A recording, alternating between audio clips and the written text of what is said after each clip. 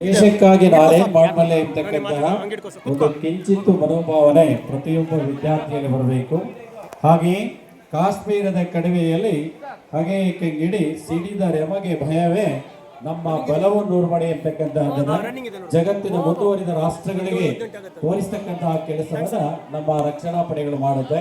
ಅಂತಹ ಮಹಾನ್ ಕಾರ್ಯವನ್ನ ಮಾಡಿ ಇದೀಗ ಬೆಂಗಳೂರಿನ ಮೆಟ್ರೋ ಸ್ಟೇಷನ್ ನಲ್ಲಿ ಆಫೀಸ್ ನಿರ್ವಾಹಕರಾಗಿ ಕೆಲಸವನ್ನು ನಿರ್ವಹಿಸತಕ್ಕಂತಹ ಕೆ ರಮೇಶ್ ಸರ್ ಅವರು ತುಂಬಾ ಅದ್ಭುತವಾಗಿ ಮಾತಾಡಿದ್ದಾರೆ. ಅವರಿಗೆ ತುಂಬ ಹೃದಯದ ಧನ್ಯವಾದಗಳು. ಇದೀಗ 94-95 ಬ್ಯಾಚ್ನ ಇನ್ನೋರ್ವ ವಿದ್ಯಾರ್ಥಿ ಈಸ್ಟ್ ಪಾಯಿಂಟ್ ಕಾಲೇಜಿನಲ್ಲಿ ಕನ್ನಡ ಪ್ರಾಧ್ಯಾಪಕರಾಗಿ ಕೆಲಸವನ್ನು ಮಾಡ್ತಕ್ಕಂತಹ ಯುವ ಬರಹಗಾರರು, ಕವಿಗಳು, ಸಾಹಿತಿಗಳು, ಜೊತೆಗೆ ಉತ್ತಮ ಒಡನಾಡಿಗಳು ಕೂಡ ಬಹಳಷ್ಟು ಕವಿಗೋಷ್ಠಿಗಳಲ್ಲಿ ಚರ್ಚೆಗಳಲ್ಲೆಲ್ಲ ಭಾಗವಹಿಸ್ತಾ ಇರ್ತವೆ. ಸೊ ಅಂತಹ ಒಂದು ಸಮೃದ್ಧತೆಯನ್ನು ಹೊಂದಿರತಕ್ಕಂತಹ ಉಪೇಂದ್ರ ಸರ್ ಅವರು ಕೂಡ ತಮ್ಮ ಶಿಕ್ಷಕರ ಬಗ್ಗೆ ಒಂದೆರಡು ಒಳ್ಳೆಯ ನುಡಿಗಳನ್ನು ಹೇಳಬೇಕು ಅಂತ ಕೇಳ್ಕೊಳ್ತಾ ಇದ್ದಾರೆ. ಎಲ್ಲರಿಗೂ ನಮಸ್ಕಾರ.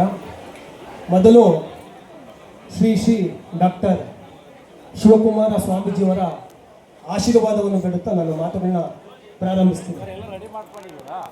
ಅನ್ನದಾನಂ ಕ್ಷಣಿಕ ತೃಪ್ತಿಂ ವಿದ್ಯಾದಾನಂ ಯವಜೀವನಂ ಅನ್ನೋ ಮಾತಿದೆ. ಊಟ ಬಡಿಸ್ಬಿಟ್ರೆ ಒಂದು ದಿನದ ತೃಪ್ತಿ ಆಗುತ್ತೆ. ಇಡೀ ಜೀವನ ತೃಪ್ತಿ ಇರೋ ರೀತಿ ವಿದ್ಯಾದಾನ ಮಾಡಿದ್ದೀರಾ. ಅದಕ್ಕೆ ನಾವು ನಿಮಗೆ ಕೃತಜ್ಞರಾಗಿದ್ದೀವಿ.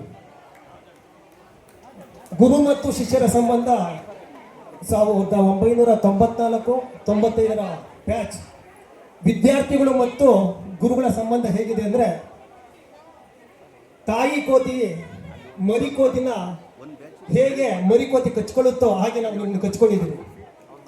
ನೀವು ನಮ್ಮನ್ನ ತಾಯಿ ನಾಯಿ ಇದೆಯಲ್ಲ, ಮರಿ ನಾಯಿನ ಹೆಂಗೆ ಜೋಪಾನವಾಗಿ ಸಾಗಿಸೋ ಹಾಗೆ ನಮ್ಮನ್ನ ಇಲ್ಲಿವರೆಗೂ ಸಾಗಿಸಿದ್ದೀರ. ಒಯ್ದವರ ಹೊರೆದವರೆಂಬೆ, ಜರಿದವರ ಜನ್ಮ ಬಂಧುಗಳೆಂಬೆ.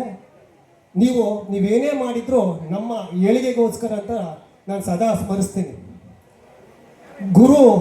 ಗುರುವನ್ನು ಕುರಿತು ದಾಸ ಸಾಹಿತ್ಯದಲ್ಲಿ, ಅತಿ ಮುಖ್ಯವಾಗಿ ವಚನ ಸಾಹಿತ್ಯದಲ್ಲಿ ಹೇಳಿರುವಂಥ ಅಂಶಗಳು ಬಹಳಷ್ಟು ಇದೆ. ಗುರುಗಳಿಗೆ ಮೇರು ಸ್ಥಾನ ತಂದುಕೊಟ್ಟಿರೋದೇ ವಚನ ಸಾಹಿತ್ಯ. ಗುರುವಿಗೆ ದಾಸ ಸಾಹಿತ್ಯದಲ್ಲಿದೆ, ಗುರುವಿಗೆ ಗುಲಾಮನಾಗುವ ತನಕ ದೊರೆಯದಣ್ಣ ಮುಕುತಿ ಅಂತ. ನಮಗೆ ಗುರುವಿನ ಗುಲಾಮನಾದ್ರೆ ಅದೇನು ಅಂತ ಗೊತ್ತಾಗೋದು.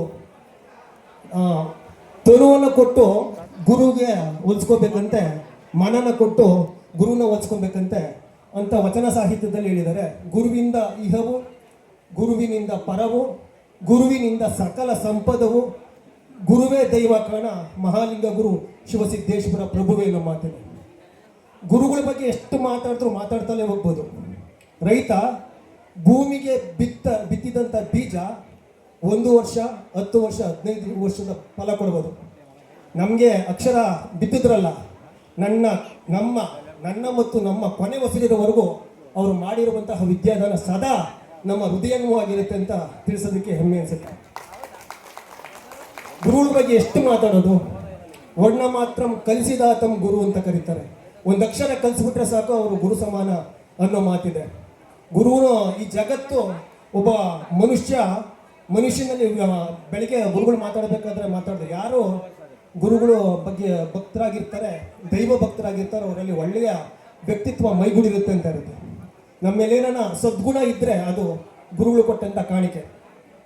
ಗುರುಗಳ ಗುರುತು ಏನು ಅಂದರೆ ನಾವೇ. ನಮ್ಮಲ್ಲಿರೋ ಒಳ್ಳೆ ನಡವಳಿಕೆಯಿಂದ ಅವರಿಗೆ ಒಳ್ಳೆ ಹೆಸರು ಬರುತ್ತೆ. ನಾವು ಕೆಟ್ಟ ನಡವಳಿಕೆ ಇದ್ದರೆ ಅವರು ಕೂಡ ಎಲ್ಲೋ ಒಂದು ಕಡೆ ತಲೆ ಬಗ್ಸ್ದಂಗೆ ಆಗುತ್ತೆ. ಅವ್ರ ಬಗ್ಗೆ ಹೇಳ್ಕೊಡೋದಕ್ಕಿಂತ ಹೆಚ್ಚಾಗಿ ನಮ್ಮಗಳ ಬಗ್ಗೆ ಹೇಳ್ಕೊಳ್ತಾರೆ. ಇದು ವಚನ ಸಾಹಿತ್ಯದಲ್ಲಿ ಬಹಳಷ್ಟು ಗುರುವಿಗೆ ಹೇಗೆ ವಚನ ಸಾಹಿತ್ಯದಲ್ಲಿ ಬಸವಣ್ಣನ ಮೊದಲುಗೊಂಡು ಚನ್ನಬಸವಣ್ಣ, ಅಲ್ಲಮ ಪ್ರಭು, ಅಕ್ಕ ಮಹಾದೇವಿ ಏನೆಲ್ಲ ಶರಣರಿದ್ದಾರೆ ಅವರಿಗೆ ಗುರುವಿಗೆ ಮಹತ್ವಕರವಾದ ಸ್ಥಾನನ ಕೊಟ್ಟಿದ್ದಾರೆ. ಗುರುವಿನ ಸ್ಮರಣೆ ನಮ್ಮನ್ನು ಎಲ್ಲಿನವರೆಗೂ ಕೊಂಡೊಯ್ಯಬಲ್ಲದು. ಹಾಗೆ ನಾನು ಈ ದಿನ ಈಸ್ಟ್ ಪಾಯಿಂಟ್ ಕಾಲೇಜಿನಲ್ಲಿ ಕನ್ನಡ ಪ್ರಾಧ್ಯಾಪಕನಾಗಿ ಕೆಲಸ ಮಾಡಿದ್ದೀನಿ. ಇಲ್ಲಿ ಕೂತಿರುವ ಎಲ್ಲ ಪ್ರಾಧ್ಯಾಪಕರ ಬಗ್ಗೆ ದೊಡ್ಡ ಮಟ್ಟದ ಗೌರವ ಇದೆ.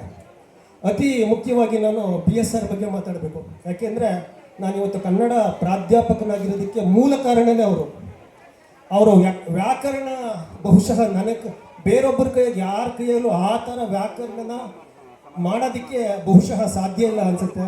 ಅವರು ಪಾಠ ಮಾಡಿದ ಶೈಲಿ, ಕತೆ ಹೇಳಿದ ಶೈಲಿ, ಲೇಖನವನ್ನು ಹೇಳಿದ ಶೈಲಿ, ಆ ಶೈಲಿಯೆಲ್ಲ ನಮ್ಮಲ್ಲಿ ನಮ್ಮ ಗುರುಗಳ ಥರ ನಾವು ಆಗಬೇಕು, ನಮ್ಮ ಅನುಭವದಿಂದ ನಮ್ಮಲ್ಲಿ ಇವತ್ತು ನಾನು ಒಬ್ಬ ಗುರು ಆಗೋದಕ್ಕೆ ಸ್ಫೂರ್ತಿ PSR ಅನ್ನೋದಕ್ಕೆ ಈ ಸಂದರ್ಭದಲ್ಲಿ ಹೇಳೋದಕ್ಕೆ ಹೆಮ್ಮೆ ಅನಿಸುತ್ತೆ. ನಾನು ಈ ಕಾಲೇಜಲ್ಲಿ ನಾನು ಒಂದು ಇಲ್ಲಿನ ವಿದ್ಯಾರ್ಥಿ ಗುರುಗಳ ಋಣದಿಂದ ನಾನು ಒಂದು 3 ಕವನ ಸಂಕಲನಗಳು, 3 ಸಂಪಾದಿತ ಕೃತಿಗಳು ಬರೆದಿದ್ದೀನಿ. ಅದೆಲ್ಲ ಗುರುಗಳ ಪಾದಗಳಿಗೆ ಸಮರ್ಪಿಸ್ತೀನಿ.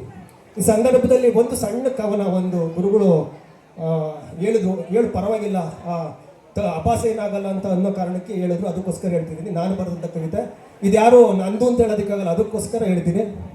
ಬೂದಿಗೆರೆಯ ಬಣ್ಣ ಬಣ್ಣದ ಬೆಡಗಿಯರ ನೋಡಿ. ನಾನು ಇಲ್ಲಿ ಬರೆದಂಥ ಇದೇ ತಾಣದಲ್ಲಿ ಬರೆದಂಥ ಕವಿತೆ. ಬೂದಿಗೆರೆಯ ಬಣ್ಣ ಬಣ್ಣದ ಬೆಡಗಿಯರ ನೋಡಿ, ನೆಕ್ಸ್ಟ್ ಸ್ಟಾಪು ಅಂದ್ರಳ್ಳಿ. ಅಂದ ಚಂದದ ಹರಗಿಣಿಯರ ನೋಡಿ, ನೆಕ್ಸ್ಟ್ ಸ್ಟಾಪು ತಿರುಮನಹಳ್ಳಿಯರ ತ್ರಿಪುರ ಸುಂದರಿಯರು ನೋಡಿ, ನೆಕ್ಸ್ಟ್ ಸ್ಟಾಪು ಜ್ಯೋತಿಪುರದೊಳೊಬ್ಬಳ ಜೊತೆ ಮಾಡಿಕೊಂಡು, ನೆಕ್ಸ್ಟ್ ಸ್ಟಾಪು ಶೃಂಗಾರಪುರದಲ್ಲಿ ಸುಂದರಿಸಿ, ನೆಕ್ಸ್ಟ್ ಸ್ಟಾಪು ಕಟ್ಟುಗೊಳ್ಳಲಿಯಲ್ಲಿ ಹೆಂಡತಿಯಾಗಿ ಕಟ್ಟಿಕೊಂಡು, ನೆಕ್ಸ್ಟ್ ಸ್ಟಾಪು ಮಂಡೂರಲ್ಲಿ ಮಡದಿ ಎಂದು ತಿಳಿಸಿ, ನೆಕ್ಸ್ಟ್ ಸ್ಟಾಪು ಗುಂಡೂರು, ನಮ್ಮೂರು ಸಂಸಾರ ಹೂಡಿದೆ. ಧನ್ಯವಾದಗಳು.